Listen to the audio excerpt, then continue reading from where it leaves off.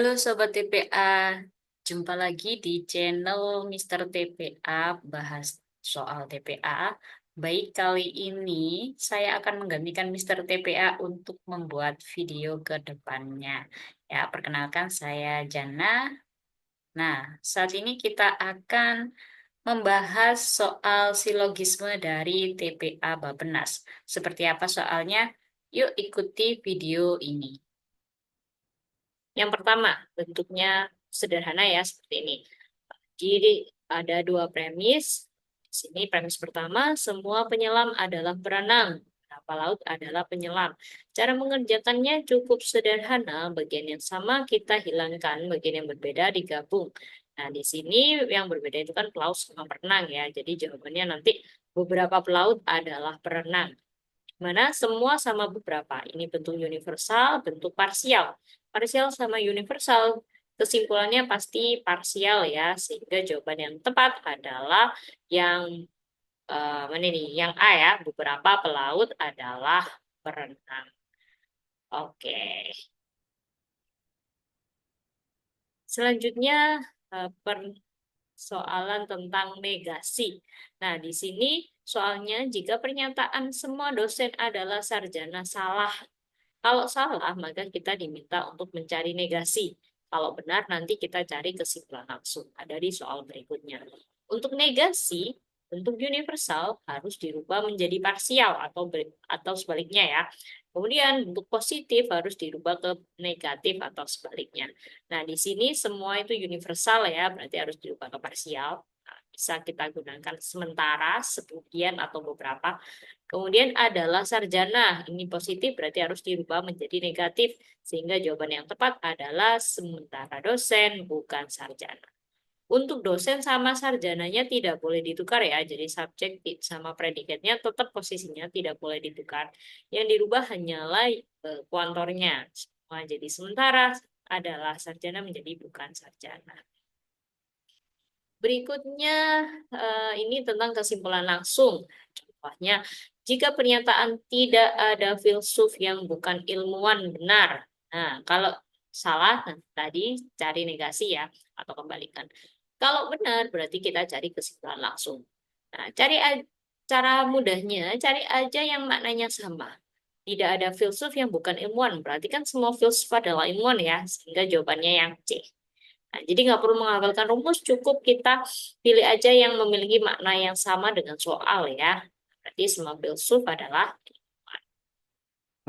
Lanjut ke yang nomor 4. Nah, yang di nomor 4 kita diminta untuk menganalisis ya. Kira-kira eh, penarikan kesimpulan ini itu benar atau ada salah pada premis mayor atau salah pada premis minor atau salah pada kesimpulan atau tidak dapat ditentukan benar atau salahnya. Cara mengerjakan seperti ini ya. Kita pilih benar jika premis mayor dan minor masuk akal. Apakah ada premis yang tidak masuk akal? Tentu ada ya. Misalkan kayak batu adalah ciptaan manusia. Nah, itu jelas tidak masuk akal. Nah, kemudian kesimpulannya sesuai dengan premis. Jadi kalau premis mayor minor masuk akal, kesimpulannya sesuai dengan premis, berarti kita pilih benar. Kita pilih salah pada premis mayor jika premis mayornya tidak masuk akal. Kita pilih salah pada premis minor jika premis minornya tidak masuk akal. Ya. Kita pilih salah pada kesimpulan jika premis mayor dan minor masuk akal, tapi kesimpulannya tidak sesuai dengan premis. Kemudian kita pilih tidak dapat ditentukan benar atau salah jika premis mayor dan minornya masuk akal tetapi tidak dapat disimpulkan. Nah, sini kita bahas ya contoh soalnya. Seseorang tidak dapat ada di dua tempat pada waktu yang sama. Masuk akal ya. Pada hari Minggu si Ali tidak ada di kota A. Ini masih masuk akal ya. Terus kesimpulannya, jadi pada hari Minggu si Ali ada di kota B. Nah, apakah pasti si Ali ada di kota B? Tentu tidak ya, karena bisa aja si Ali di kota C gitu. Jadi kalau pada hari Minggu si Ali tidak di kota A, bisa jadi kota C, kota E, kota F gitu dan seterusnya.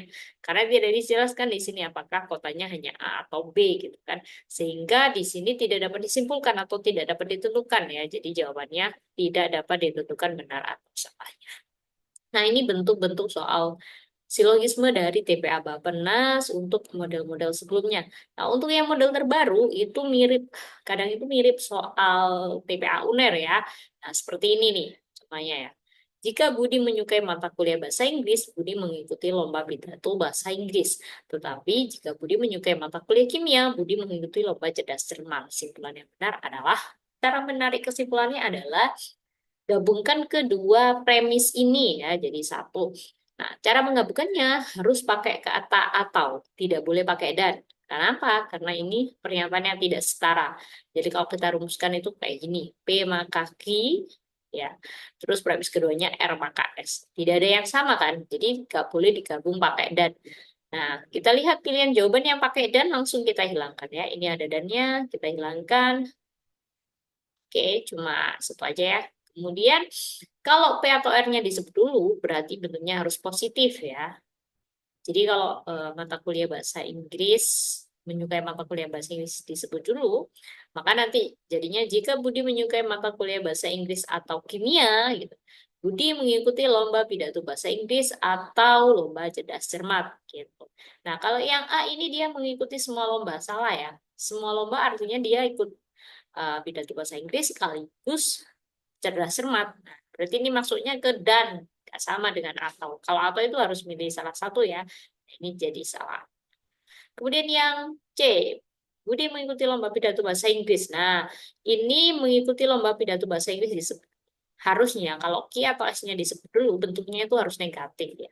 Itu namanya kontraposisi. Jadi P maka Q itu dia nilainya akan sama dengan negasi Q maka negasi P. Jadi jawaban yang C itu salah. Kemudian yang D, jika Budi tidak mengikuti lomba pidato bahasa Inggris atau lomba cerdas cermat, Budi tidak menyukai mata kuliah bahasa Inggris atau kimia. Nah, ini tepat ya. Kita cek apakah yang E salahnya di bagian yang mana. Yang E, jika Budi tidak menyukai mata kuliah bahasa Inggris. Nah, menyukai mata kuliah bahasa Inggris atau kimia disebut dulu bentuknya harus positif. Di sini bentuknya negatif nih. Nah, berarti salah. Sehingga jawaban yang tepat adalah yang D. Jika Budi tidak mengikuti lomba pidato bahasa Inggris atau lomba cerdas cermat, Budi tidak menyukai mata kuliah bahasa Inggris atau kimia. Oke, untuk pembahasan soal kali ini cukup sampai di sini ya. Kita lanjutkan di video berikutnya.